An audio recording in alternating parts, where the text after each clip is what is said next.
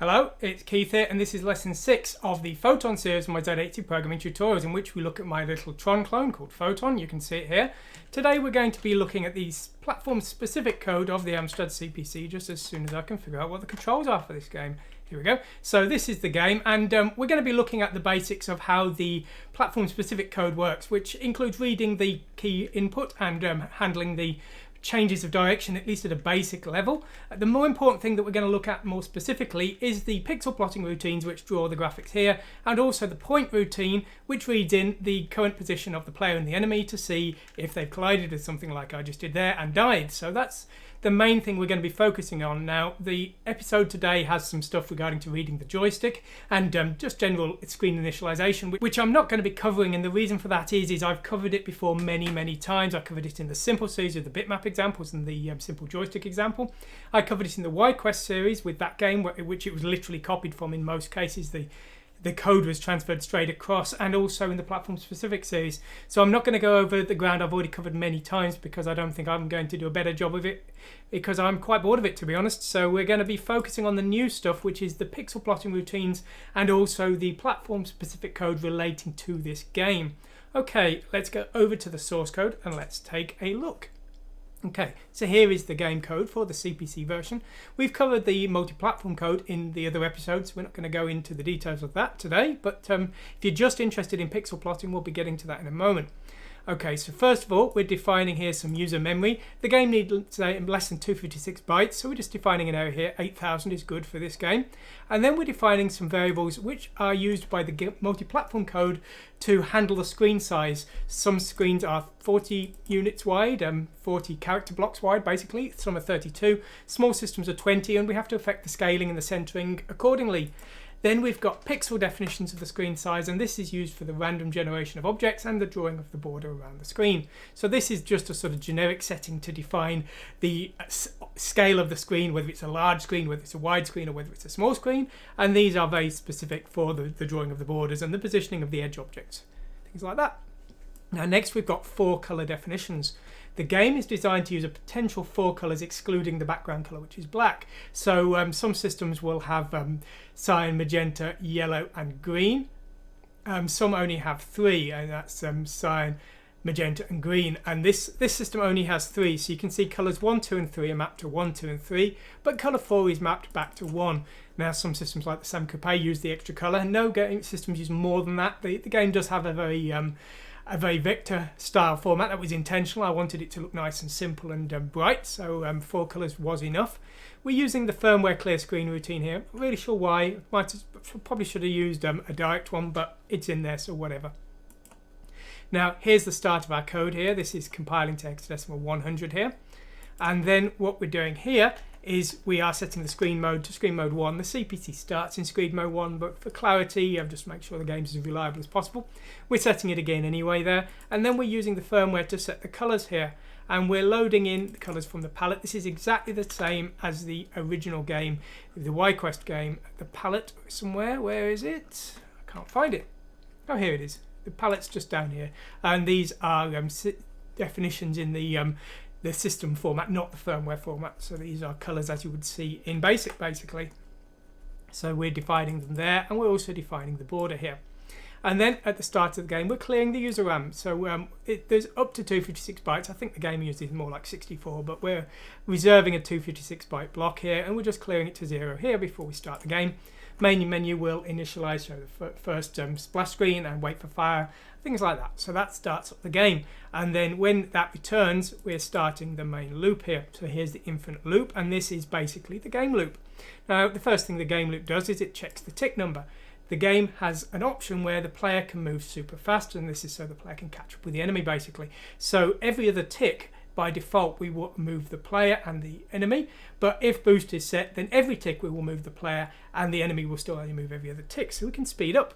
Now unfortunately, when we use boost power, we actually have to redraw the text in the corner, and the text drawing routine isn't that fast, so we're actually having to alter the speed of the game engine for when boost is set, just to keep things running well enough. Unfortunately, the line drawing routine and the vector font weren't the fastest thing in the world, but it was handy to use them for everything, so that's what we did here. So not so great, but there we go. Now here we're using a firmware function to read in the joystick here. That's exactly the same as we did with Yquest. Now in this game, when we're playing, the joystick controls work a little bit different to Yquest. In Yquest there was a timeout, and once that timeout was cleared, the joystick direction would be processed again. This game is very different. If I press the right button here, now you can say I only moved once, and I actually have to lift back up and press again. You can maybe just see here. I have to lift up and press again to turn again. So as long as I hold down the key, it won't process any more presses of that, and that's what we're doing here. We're checking if the keys have been released, and when they have, we're resetting the key timeout, and then we're clearing any key presses, and that is basically allowing the key to be pressed again. Otherwise, the keys are going to be ignored. Now when we get a key press, we're storing it in D here, and we're going to be processing that later on.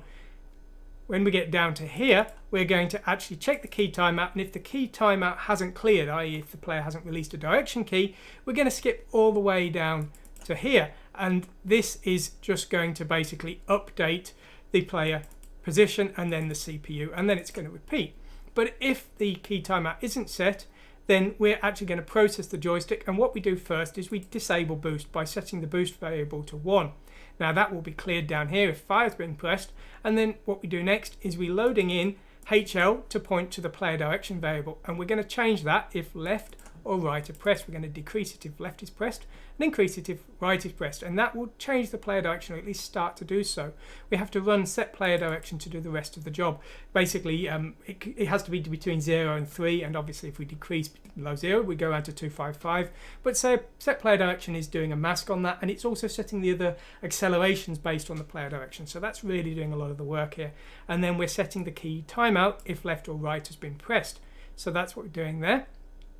And then what we're doing here is we are checking for the fire button. Now if the fire button is pressed, we see if any boost power remains. If boost power does remain, then we're going to use some of it, and so what we're doing here is we're setting the boost to 0, and that will define boost as being turned on. Notice we're not setting the key timeout here because we can hold down fire to make ourselves run super fast.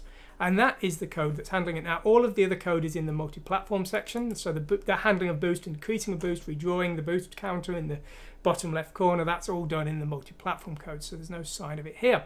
Now really the most important thing that we're going to be discussing now, and basically the rest of the code, we're not going to discuss the joystick, as I say, we've been over it before, is the PSET and the point routine. Now PSET will set a pixel, and point will read a pixel. We use this for drawing the lines, and we use it for reading if the player is about to collide into something. It's also used for the line routines. The lines are made up of individual dots, so PSET is doing all of the graphical work, and that's how this game works basically. There's no other graphics routines except for PSET for drawing, and point is only really used for the game collision detection. Okay, so how do we do things? Well, it's important to understand how the CPC screen works. Now 1 byte on the CPC screen in 4-color mode uses 2 bits per pixel, and that means there's 4 pixels per byte.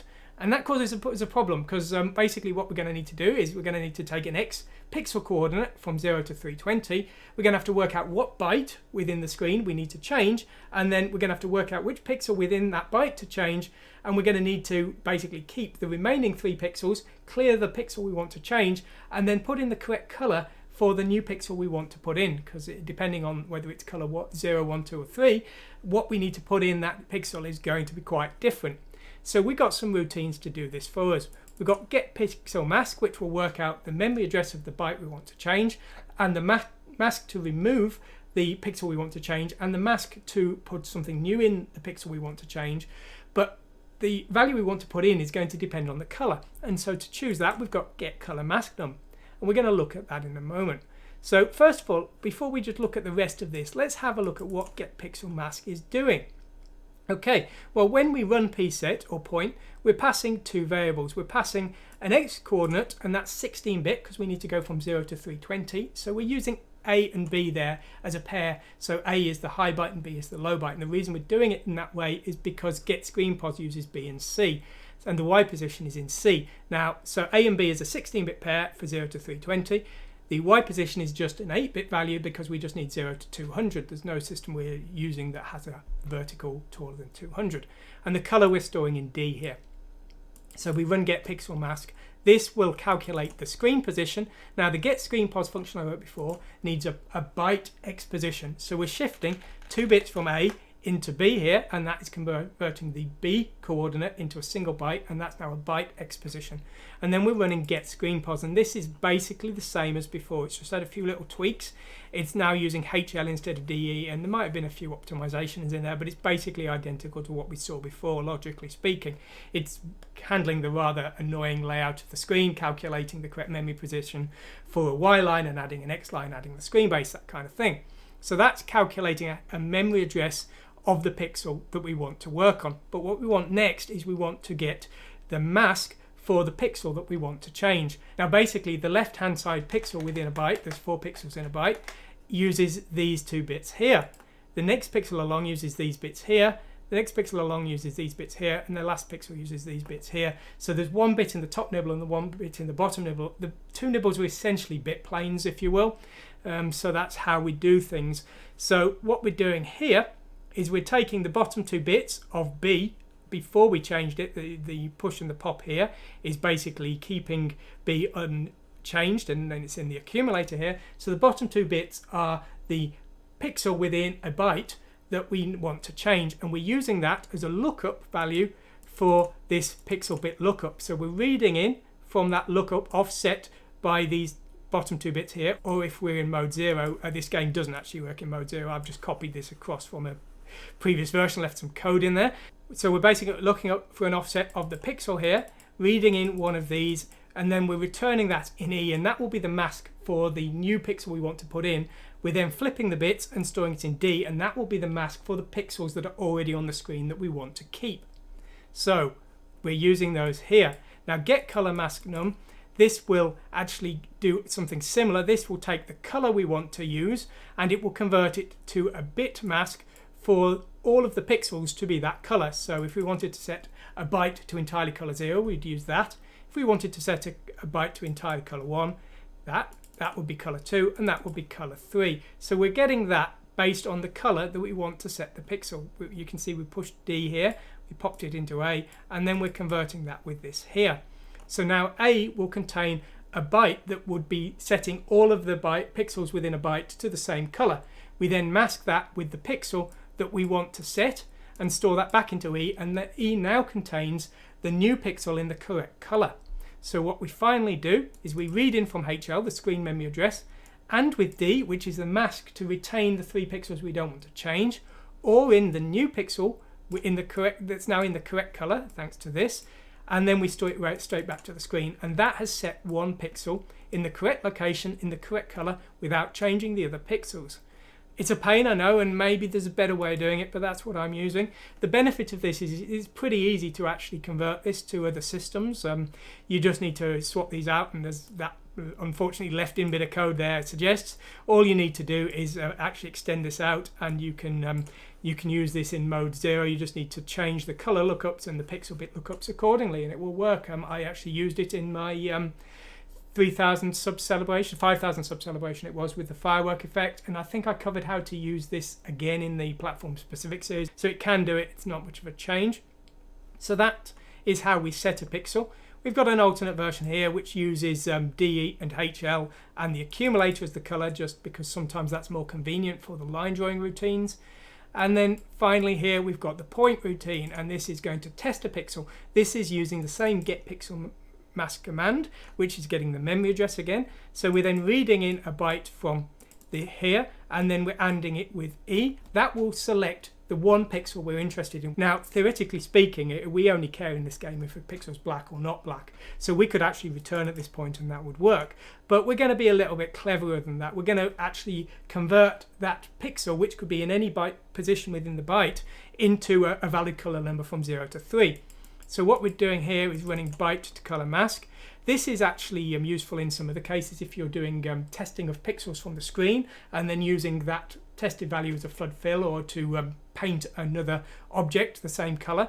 This is taking a byte that contains 1 pixel in any position, and it's converting it to a byte that contains all pixels of the same color. And the way it does this is it takes the B position, the X position, it shifts the pixels across and then it clones them to fill the entire byte. That's what's happening here. We're shifting the pixel across until it's in the leftmost position, and then we're shifting it to the right, oring in the same value, basically copying the pixel to fill the entire byte. Now, in some cases you might use this, as I say, for reading a pixel and then using the same color for something else. But what we're actually doing here is we're using it so that we can now compare to our color lookup, and we can test all the values in here, and one of them will now match because this has filled the entire byte with the single pixel. So we're doing that here, incrementing B until we find a match, and as long as our code works right, which it certainly should, then we will find a match, and when we do, B will be the color number, and we load that into A and we return. And that has worked out a color number from a pixel read from the screen. And as I say, the benefit of this is it's really easy to port to other systems like the BBC, even the 6502 system. I ported this and it worked very quickly. So as I say, I think there's easier ways of doing this. You would maybe be better off bit shifting the bits out of the byte and sort of rebuilding them rather than doing this comparison version. But this, as I say, is really nice and easy to port to other systems, and for screen mode 0 if that's something you need. Here's our get screen pods, basically the same as before. Wait for fire, exactly the same as before, identical to the one from the Yquest. I just copied it straight across, and then just the common variables there. And that's all there is to it, so to speak. So there we go. So that's a fairly effective PSET and point routine here. I'm going to say, I'm not saying they're the best, but they worked very adequately for this game. I was very happy with this game. So if you want to go with them, please go ahead, go to my website. You can download the source code, as I always say, and you can do whatever you want with it. Have fun with that. So we're going to be having a look at line drawing and pixel plotting again in the future. I'm working on a new project which you're going to have to look forward to because it's a secret at the moment, but it should be pretty good, and hopefully it'll be a bit more efficient because it's going to need to be. Anyway, I hope you enjoyed this. If you did, like and subscribe, all that kind of stuff. I say that all the time, and I'm hoping you're doing it. But if you're not, I hope you enjoyed this tutorial. Hope you have lots of fun with your Z80 programming and the Amstrad CPC. Thanks for watching today, and goodbye.